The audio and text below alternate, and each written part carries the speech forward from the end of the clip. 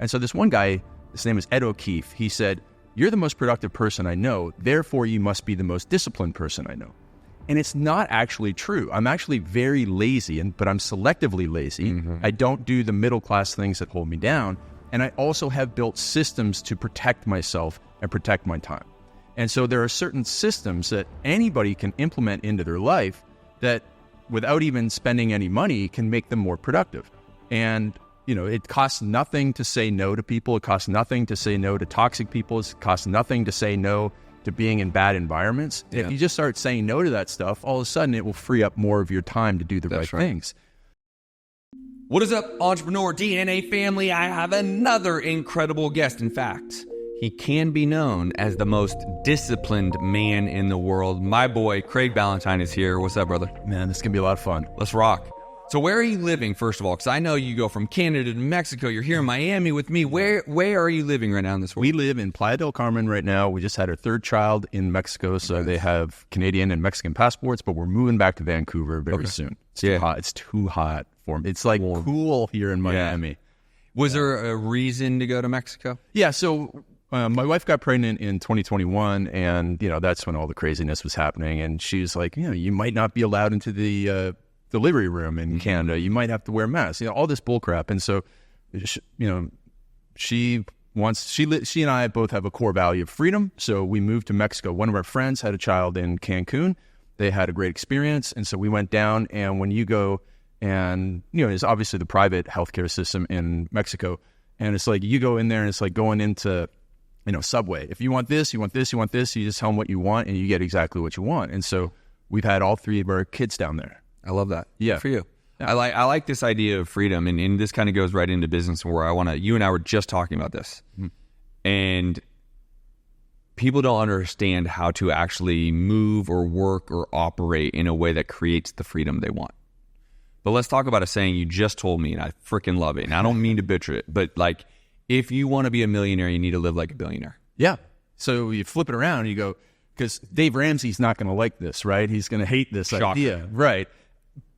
But you got to start with, you got to live like a billionaire if you want to be a millionaire. If you want to get rich, you have to live rich. And, for me, growing up on a farm, I watched my parents work, 12 hours a day. That type of idea to a person with a middle-class upbringing, middle-class mindset is going to, they're not going to understand it. Neither is Dave Ramsey. But it is absolutely the way that you have to look at your time in order to invest in getting back your time to be able to go from like doing $10 an hour tasks to $1,000 an hour tasks. And that's the leverage point that allows you to get rich. Yeah.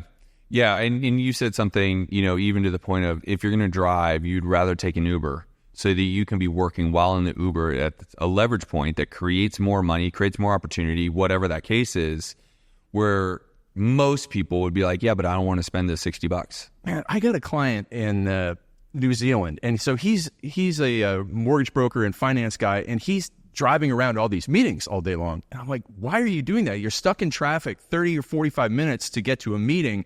You're like listening to a podcast, which is okay. It's still better than listening to radio. Sure. Yeah. But you could be sitting in the back of an Uber, taking calls, doing deals, making money, just like a billionaire has a private driver. Yeah. They don't drive around, sit in traffic. And I never, ever drive. If I go, even if I'm in California and I have to go from San Diego to LA, it's an Uber. And it's an expensive Uber, but I make way more money in the back of the Uber than it cost me to buy the Uber. I have a slightly, not different take, similar take, but it's a funny thing that I do. I talk a lot about this, about always flying first class. Absolutely. Right? And, people are like, well, yeah, what about a PJ? Okay, well, that's different. Sure. The intention about going first class is because the other people in first class create opportunities that can create more income and have more impact on your life and your business than the people in coach typically. Sure. Don't get me wrong. There's times I've had to be in coach, of course. Yep. But for the most part, I'm always doing that. I'm always spending the money to be at the highest, gym. Like Lifetime Gym is like almost $500 a month. It's insane. Country clubs. It's kind of the same principle that I lean into about spend the money to be around the people that can help you create opportunity. In the same way you're talking about, be efficient with the time that you actually have. Yeah. Don't waste your time. One of my friends had a good phrase: give yourself the opportunity to have opportunities. And so if you don't go and put yourself around these other people who are going to show you opportunities, well, you'll never have the opportunities. And it's the same with the work. Give yourself an opportunity to have opportunities. If you're stuck doing busy work, if you're stuck driving yourself around, if you're stuck doing your own, mowing your own lawn, if you're stuck doing your own snow clearing, or you're stuck doing your own anything that could be done, like editing videos, especially in the day of social media. Yeah. Like, I get people who have huge followings, who I know are making hundreds of thousands of dollars a year personally, asking me like, hey, what's the best editing software for a video? Like, you should not know that. Yeah. There's so much stuff you should not know. And I said this a lot years ago. It's a little less true now that a lot of people have made money in tech. But I used to say, when we coached personal trainers to start an online business, the more you know about technology, the less money you're going to make. Because if you know how to edit your website, what are you going to do? Edit your website. You're going to go like, oh, okay, it's just going to take me 15 minutes. Yeah. And it's going to take you longer than that. And it's robbing you of writing the sales letter that goes on the website that makes you a ton of money. And so we would see this all the time, people coming in to the mastermind meetings that would be like, I just can't get the thing done. It was like, what do you actually do? Well, I'm editing my website, I'm editing my videos, I'm doing this, I'm doing that. And that's that middle-class mindset that holds you down. So if you're thinking that I just got to do more work, well, you'll never get ahead. Yeah, you and I were just talking about the busy work, right? And I deal with this all the time, specifically in the real estate space. Oh, let me go get the website, or let me go get the cards, or let me go, drive the property and take my own pictures. None of that generates revenue. It doesn't create another deal. You're not going to go make more money. You're not going to be efficient with the time you have. And I wanted to bring up social media because you actually have an event right now. We're doing this episode as you have an event the very same day.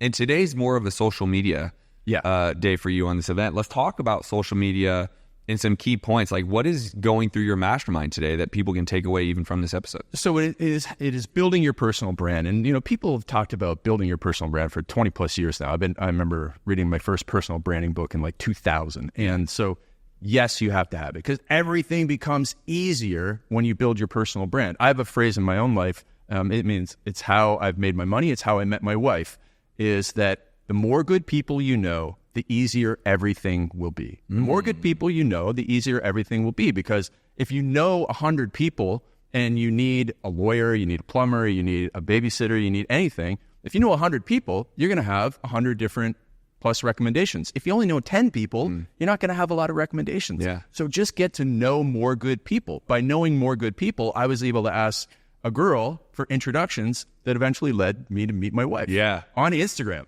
I love that. Yeah, there's actually a pretty funny story about, if we got like 30 seconds for it. You go. Let's go. Okay, so I've had 2 hair transplants. You might be a little late I was just going to say, God, you have such great hair. I know. I got 2 hair transplants. And so the day after I got my second hair transplant, I had messaged my friend, Vanessa, who runs the ladies business community in Toronto where I was living at the time. I said, I really want to meet somebody. You know a lot of amazing women, entrepreneurs in her group. Can you introduce me to like 5 people? And so she sends me 5 Instagram profiles, and I went, nope. And I'm like, man, I must be the most ungrateful person in the world right now. So what can I do? I know, I'll go and look at who she follows, and I'll just scroll through it. Swear to God. Okay. I scrolled 30 people. I'm looking at circles this big. Right.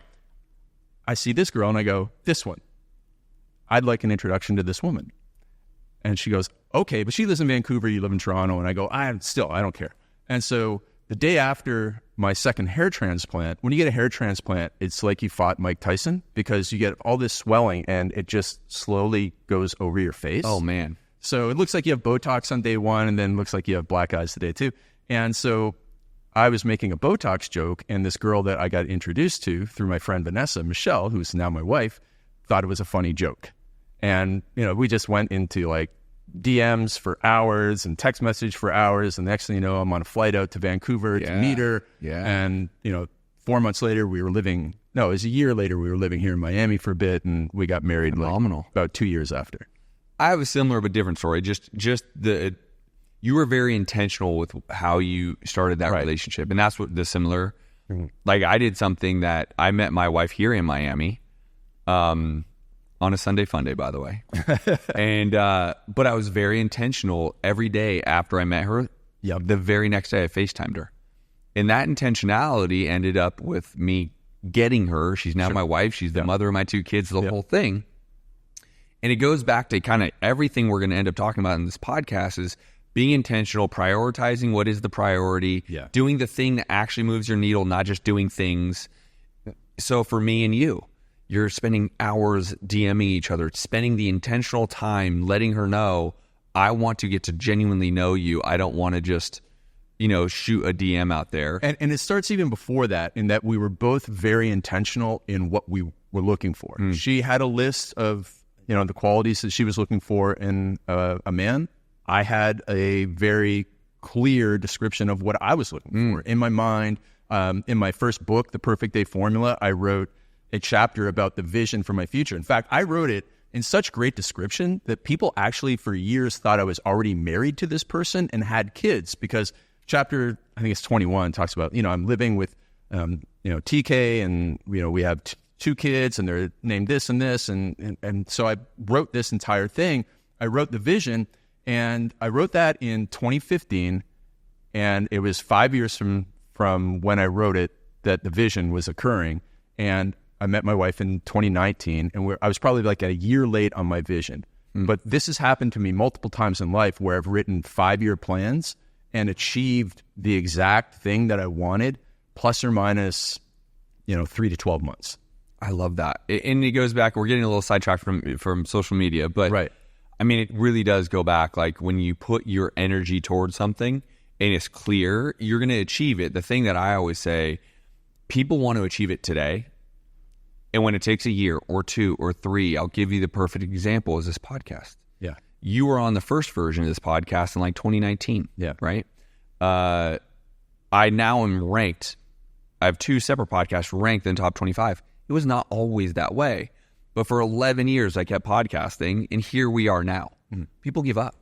Yeah, and so if you go back to the social media and the intentionality of it, it's one thing to say, well, I need to have an Instagram. Everybody's got an Instagram. It's another thing to say, all right, I'm going to use my Instagram channel to generate business. In order to generate business, I need to know my customer avatar and exactly what they want to hear. I need to enter the conversation in the prospect's mind.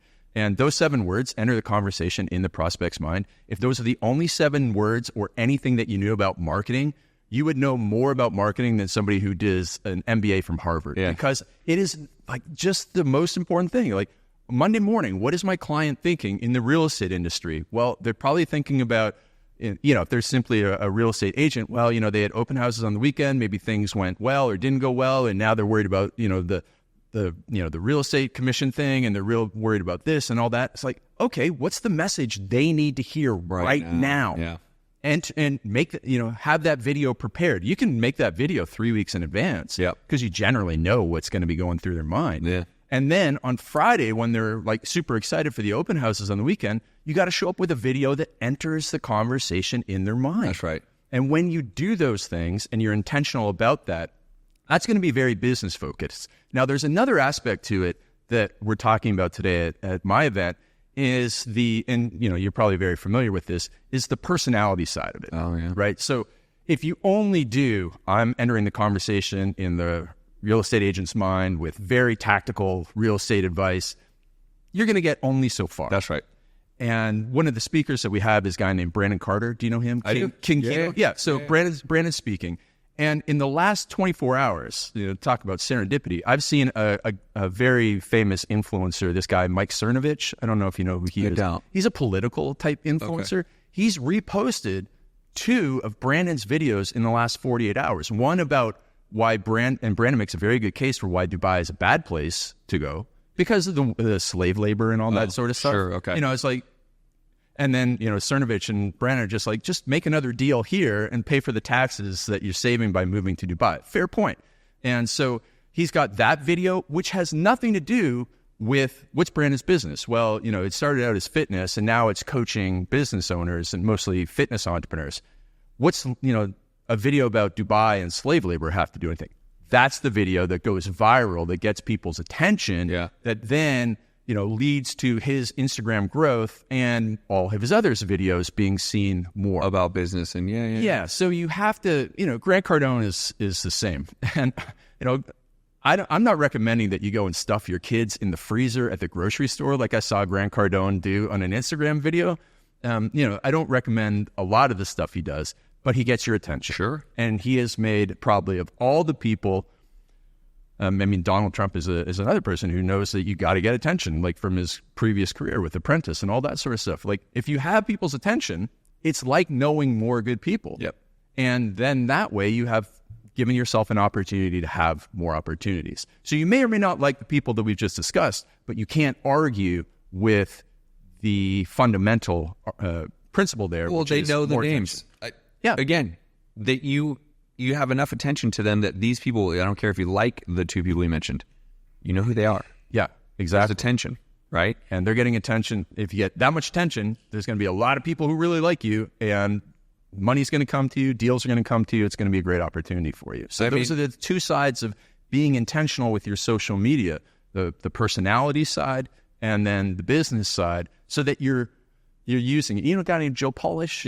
Yeah. So Joe had a great phrase. I like to give credit where credit is due, that use social media, but don't let social media be used on you. Mm-hmm.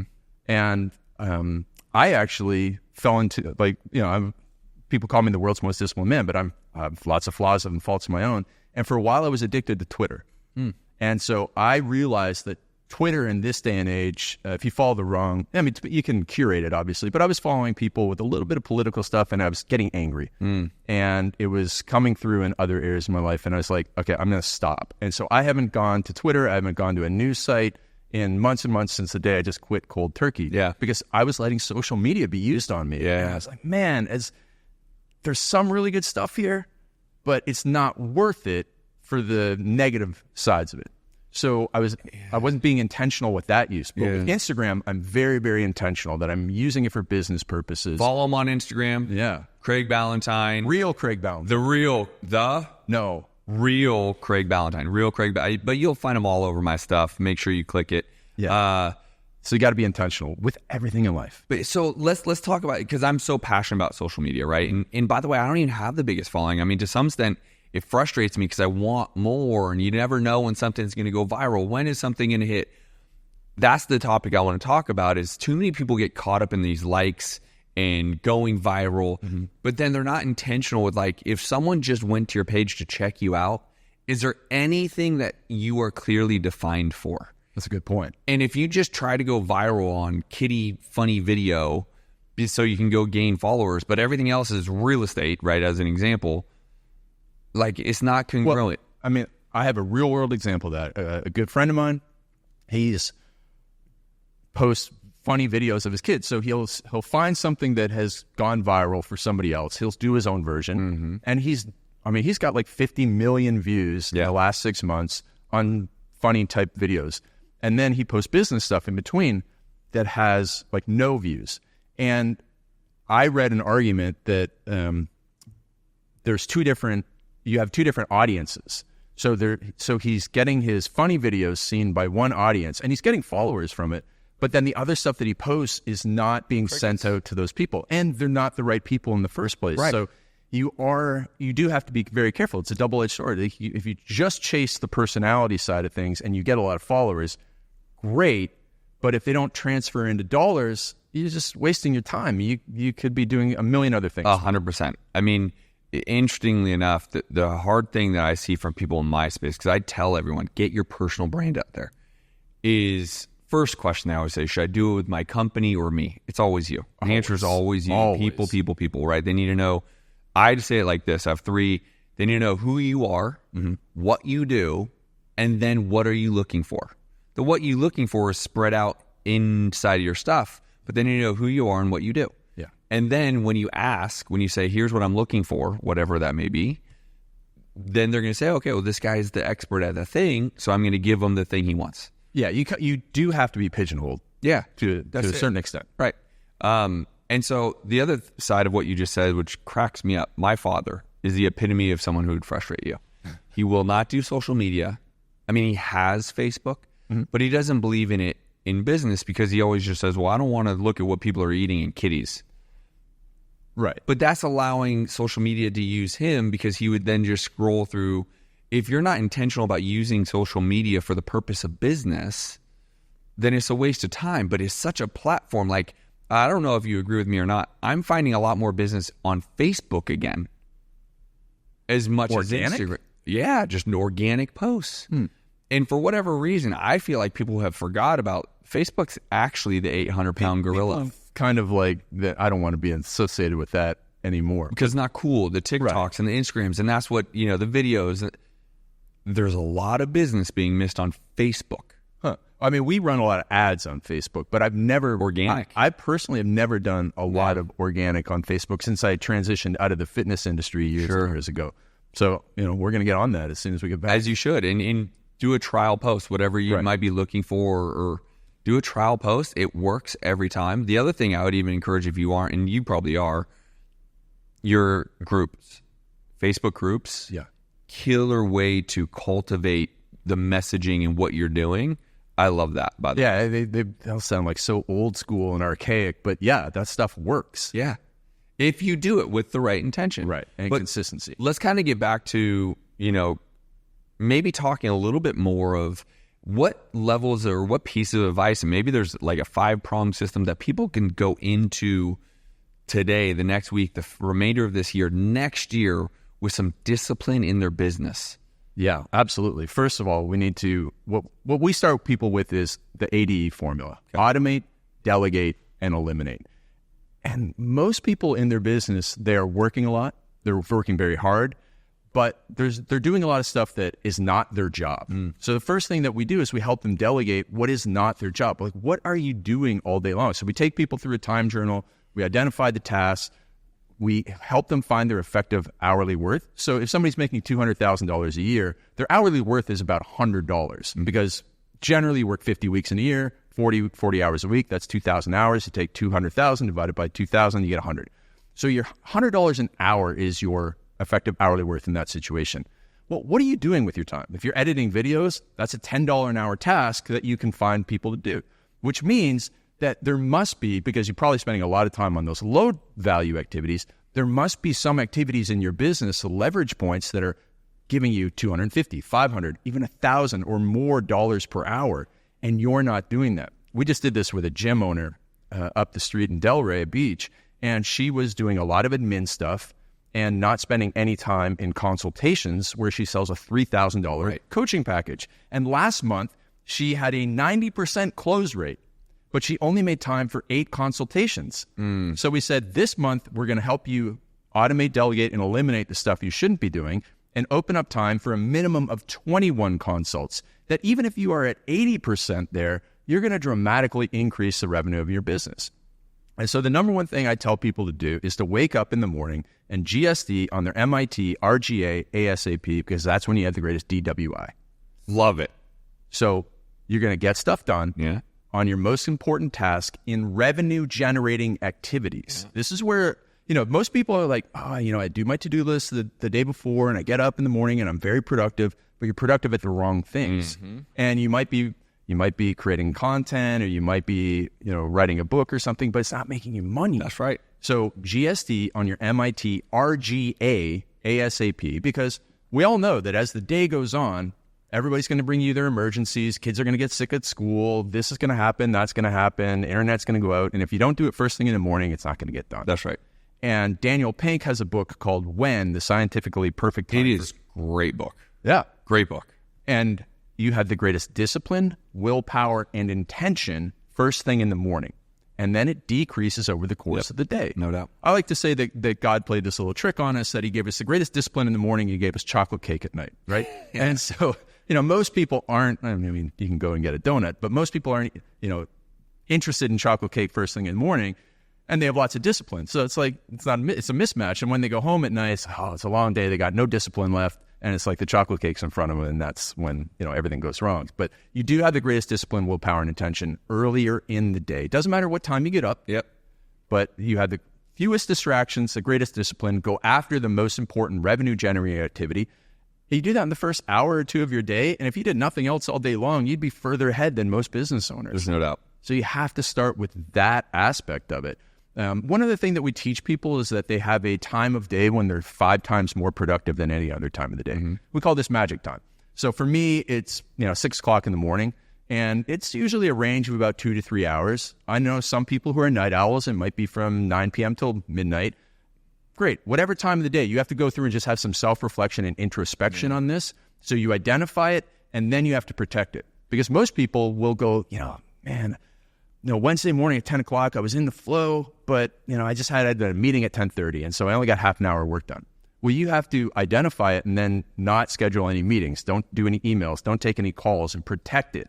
Ruthlessly protect your magic time, because you will be more productive in that time. Yeah. Everybody knows that they can probably get something done better at 9 o'clock in the morning than after they went to Burger King at lunch and had a giant Whopper and a soda. No doubt. You're tired. No doubt. Obviously, there's a big difference in that productivity. So by doing a little bit of self-reflection and introspection, it doesn't mean working more hours. It just means doing the harder work in that time. Magic time. Right. You got a 3-year-old kid, so you probably got one of those toys where it's take the square block and put it in the square hole, right? Of course. Most people they're taking the round peg and trying to jam it in the square hole. Yeah. And that's not going to fit. So you take your hardest task and you do that when you have the greatest mental energy. And if you simply make that shift, you also get further ahead, because now you're more productive. Yeah, I think a lot of people, but the other part of what you just said, which is so brilliant, is people allow other people to steal that magic time. Mm-hmm. And that is very hard for people to say the word no. Yeah. And that's, where I've seen so much lift in productivity is saying no, right? Literally turning the phone over. Do not have email open. Whatever the thing is in that magic time, don't answer your buddy's call, your wife's call, your husband's call. Sure, there's cases that it could be emergency. I get the point. But if you need to get something done, saying the word no allows you to be a lot more productive. Absolutely. So I have this little phrase: if you want to do great things, you have to do fewer things. If you want to do great things, you have to do fewer things. And you have to say no to other people's problems. Totally. Because you have your own, if you have intention, you know what you have to do in order to be successful. So saying no becomes a superpower. In one of my other books, I talk about you need to become the Nopra of your life. So think about Oprah. Oprah has, billions of people who would love a minute of her time. And, she's a nice lady. She'd probably want to help everybody for a couple minutes. But if she helps everybody for a couple of minutes, she can never do the big thing that, first of all, helps her in her business, but also has a huge impact on billions of people. So think about if Oprah was running your business, what would she be doing? I have an event going on right now. Did I negotiate with the hotel? No. Am I making sure that the AV is set up? No. I'm not doing any of that stuff. Somebody else on our team is doing it. That's their zone of genius. It's not mine. My zone of genius is to get the people, sell at the event and bring an amazing experience to people. And if I'm thinking about all those other things, it's like death by 1,000 cuts. That's right. And we see that in a couple of ways in people's businesses. They're doing all the little things, but then also in your daily schedule, a lot of people are task switching. So they'll go and they'll do a podcast and think, it's only a 40-minute podcast, but it's not 40 minutes. It's really twice the amount of time. Because if your podcast is at 10:30, about 10 o'clock in the morning, you start thinking about the podcast at 10:30. And so you start, maybe I should wind down. I got to get the lighting right. I got to get the microphone out and all that sort of stuff. And so you waste half an hour preparing for the 10:30 podcast. And then you do the 40-minute podcast or whatever, and you might chit-chat with somebody at the end. And then you have to transition back into the next thing. And it's like, oh, man, I got 30 minutes of work, and then I got another podcast or another call or another meeting. And if you are transitioning, that is death by 1,000 cuts, and you never get any quality work done in the day, especially if you didn't GSD on your MIT ASAP in the morning. Amen. There's so much good takeaway here, and a lot of this has to do with what I reframe it to my audience, and I just say it's not about time management, it's about priority management. Mm-hmm. So I say there's 6 different things, or there's 6, every night you go to, there's the big 6. You have the non-negotiable 3, and you have the most important 3. Okay. Your non-negotiable are exactly, you don't negotiate. They have to get done that very next day, non-negotiable. And then you have the most important. And those are most important. But if you have to kick the can because of time or whatever, then the most important get kicked into the next day. They become a non-negotiable. The people always want to talk about time management. I don't necessarily believe in it. We all have the same amount of time. It's the priorities of that you have to manage your priorities. And it's the creation of systems because, at the start you said, oh, world's most disciplined man. And so why, I'm not David Goggins. I'm not the world's most disciplined man. The reason why people call me that is because years ago I had two businesses. I had this early to rise business and I had a fitness business called Turbulence Training, which I started out everything. And so I was running those two businesses at the same time and creating a lot of content. And so this one guy, his name is Ed O'Keefe, he said, you're the most productive person I know, therefore you must be the most disciplined person I know. And it's not actually true. I'm actually very lazy, but I'm selectively lazy. Mm-hmm. I don't do the middle-class things that hold me down. And I also have built systems to protect myself and protect my time. And so there are certain systems that anybody can implement into their life that without even spending any money can make them more productive. And, it costs nothing to say no to people. It costs nothing to say no to toxic people. It costs nothing to say no to being in bad environments. Yeah. If you just start saying no to that stuff, all of a sudden it will free up more of your time to do the right things. But over the years, probably the two most important things that I've discovered that an entrepreneur, real estate investor, anybody can use and are very, very common to very successful people is one, and they're so boring, is so like people are going to listen to this and they're going to forget them because they're so boring. Is one, get to bed on time. Yeah. Because if you don't get to bed on time, you're very tempted to hit snooze in the morning. If you hit snooze in the morning, you get up late, 10, 20 minutes late, you're rushing around, you don't have time to think, you over-caffeinate, you eat something poor, you get stuck in traffic, you're late to where you want to go, now you're in a bad mood. That bad mood affects you over the course of the day. And it's like that meme, if you've ever seen it on Instagram, of the tiny little domino knocking over a big domino.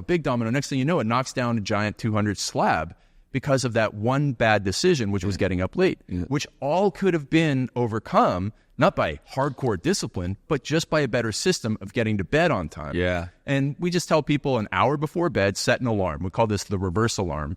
And an hour before bed, if you want to get to bed at 11 o'clock at night, the alarm goes off at 10 and you stop all electronics. No TV, no social media, no phone, nothing, because it's always that last message or post that you read that gets you fired up. And so you stop that. Now you're left with an hour before bed.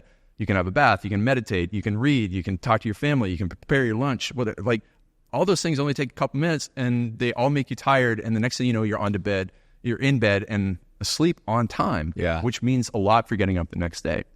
And the second habit, which is also very boring but very effective, is better planning and preparation. So planning and preparing, like you have your 6 things. We have a slightly different approach. We have people do a brain dump, which get all the stuff out of their head, because a lot of people are like, oh man, I lie in bed and everything, I'm tossing and turning because all these things are running through my head. Well, if you do a brain dump in the late afternoon, you get all those things out of your head. And it might be like 18 things. Like, I got to get milk tomorrow. I got to pick the kids up, but I also have to do this real estate deal and I have to create 5 social media videos. Like, if you go to bed with all that in your head and you don't have it dumped out, 100%, it really will keep you up. So we do that. And then from those 18 things, we do a priority to-do list. Okay. So you got 18 things you want to do tomorrow, but only one of them can be. I might steal that, because that is the reality is you're allowing yourself to really, and this is something I'm going to steal for myself, but even give you credit for, is because there are times where I will wake up because I didn't get the thoughts, the things. Oh man, I know tomorrow I have to do this thing. And it's 2 a.m. and I have a 5-month-old baby that I know is going to wake me up again at 4. And I'm like, no, right? That's brilliant. I mean, I think people need to really do that brain dump late afternoon, 4-ish, 5-ish, something like that. And listen, if you have to do it at noon, better that you do it early than not at all. Yeah. So, if it's incomplete, but the earlier you do it, the better. You can do it right before bed, but it might fire you up a little bit too much. So probably a couple hours before bed, and you do that. And then you like I said, you have 18 things on there. Only one of them can be number 1. So great. Here's the number 1 thing I have to do tomorrow. And that's the thing that you should probably be doing in that magic time that you have. And then everything else, you get through it as much as you can. And so when you do that planning and preparation, you're going to be much more effective in your days. A lot of people are winging their days. They might have a couple meetings on there, but they don't know what they're going to do first thing in the morning. They wake up and they're like, I really want to do something, but I don't know what to do. Right. If you're doing your to-do list in the morning when you have the greatest discipline, willpower, and intention, man, you're too late. Yep. You're too late. You got to do that the day before. Because everything that you love in life, if you love football, you think those guys are making stuff up as they go along? They script every play. They practice it over and over again. If you like movies, they're not making the stuff up when okay, action, and then people just mix it out. It's a script. Everything good is following a script. And so if you want your life to be good, it should follow a script. I like that. Yeah. In people overcomplicate it. And it's as simple as what you just said. I'm going to reiterate it because I thought it was so brilliant. A, go to sleep at a decent time, right? On time. Yeah, on time. Because in reverse alarm is a great strategy. Because I get up early in the morning, and a lot of people think, oh, well, you got to get up early in the morning to be successful. And chances are you're going to be more successful if you get up a little bit earlier than you are right now, because just the way the world works, right? Yeah. We're a long way from 9 to 5, but we're still kind of in the 9 to 5 mindset. And so if you get up too late, it's not going to be good for you. But I also have friends who are night owls who have made a lot of money working in weird hours. Sure. So it's the fundamental principles of planning and preparation, of knowing yourself and when you're most productive and removing distractions that allows you to be successful at any time of the day. So I'm not a 5 a.m. club type person. I think that's actually really bad for a lot of people, especially if you're doing 7 a.m. right now and you think, oh, next week I'm going to go 5 a.m. Well, that's going to last for like a day and a half. Yeah. And you're going to crash and say, oh, early mornings are stupid.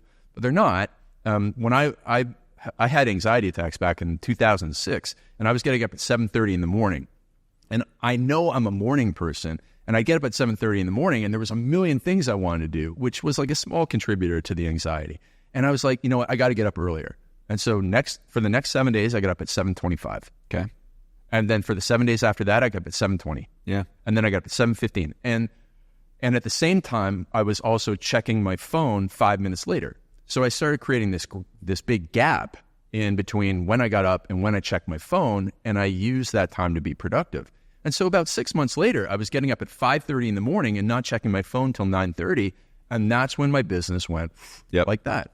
And it was 5 minutes at a time. And so it's not about the time you get up.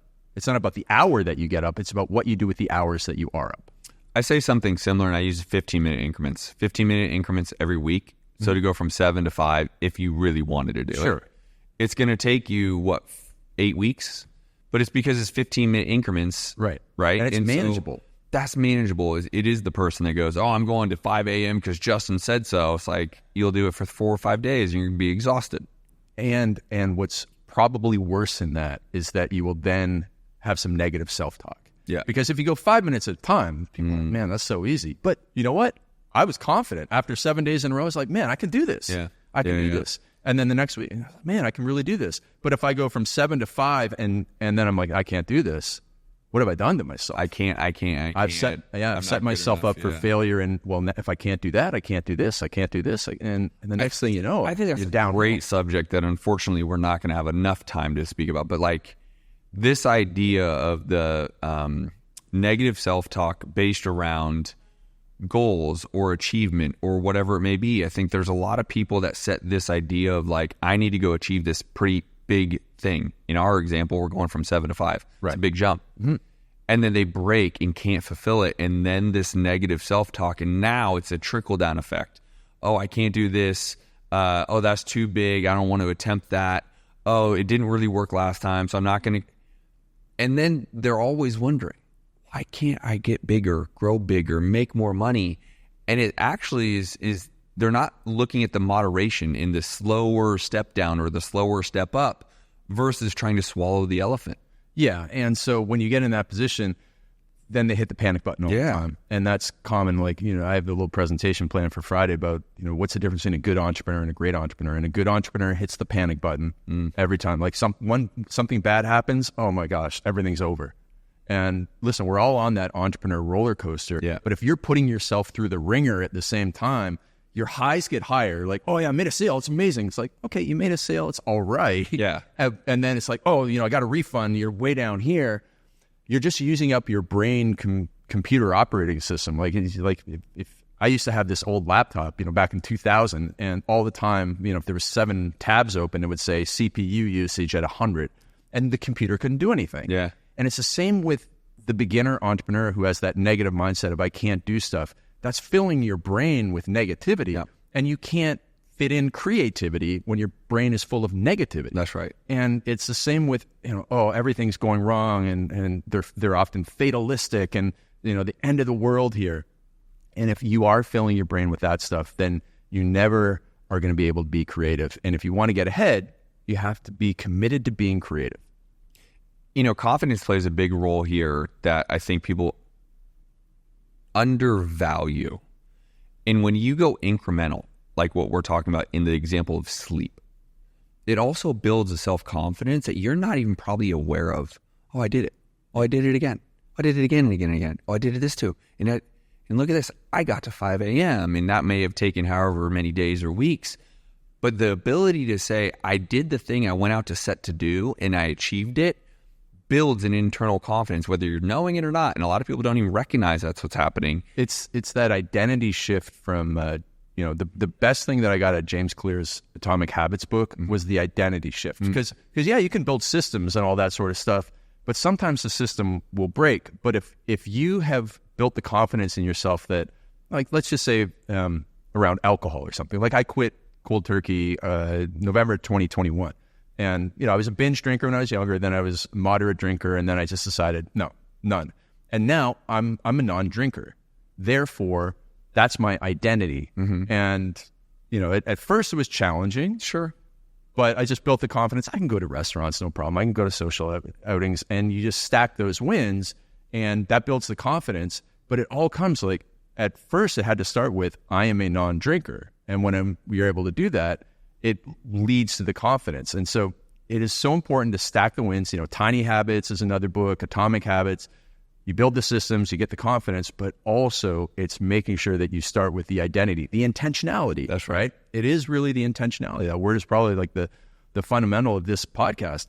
When you have the intentionality about who you want to become, who you are, what you do in certain circumstances, you can really make a huge shift in your life and with consistency. Yeah, when people are not identifying, so I have 5 laws of success for all entrepreneurs. The first one is decide what you want and who you need to be to get it. That's one. What do you want and who do you need to be? The identity part, right? So I use the example. If you want to have a 6-pack, you need to not eat donuts and drink Coca-Cola. Right. I mean, it's just like, but people don't go there. And they don't decide what they want. Back to your perfect day example. I mean, everything we're talking about kind of fits in these 5 laws. So decide what you want and who you need to be at it, then commit to it. So don't eat the damn donut, right? Eat a salad or eat, whatever it is. And then you got to take the actions required, right, to achieve the thing that you want. And then you need to be able to remove your ability to be uncomfortable. You have to be uncomfortable, right? It's uncomfortable to learn how to walk, crawl, swim, ride bikes. We all did it. And then remove your time expectation on the result. Yeah, that's a good one. The 5th one, and I don't want to say it is kind of like number 1, but that's what everyone has trouble with. Whatever the thing they're trying to achieve, they want it yesterday, they want it in 30 days, they want it in a year, and it psychologically actually ruins people because then their confidence wavers. Oh, I can't get there, I won't be able to get there, it's taking too long, I'm not going the right route. Man, and it is tough with social media. Because that's an example of social media being used on you. That's right. And, you see, whether it's you or whether it's many of the successful people on social media, and they're like, man, I really want what that person has. And a week later, you haven't gotten too far on it. And you're like, then it just makes you feel bad. Yeah, that's the confidence thing. And then, but if you just remove that and say, I'm going to achieve it no matter what, hell or high water, because I'm committed to who I am and all the other 4, then who cares? Go achieve it. That's exactly it. I was talking about some of the mindsets of my most successful clients recently, and the number one was they were going to be successful. Yeah. And I actually used, like, come hell or high water as an example of this woman who's at her event today. I knew from the first call, I had a call with her in 2009. She's been a client of mine that long. And she was a broke nutritionist at the time. Yeah. She had her fiance, I was selling DVDs of an event, and her husband or her fiance at the time had to pay for the DVDs of the event.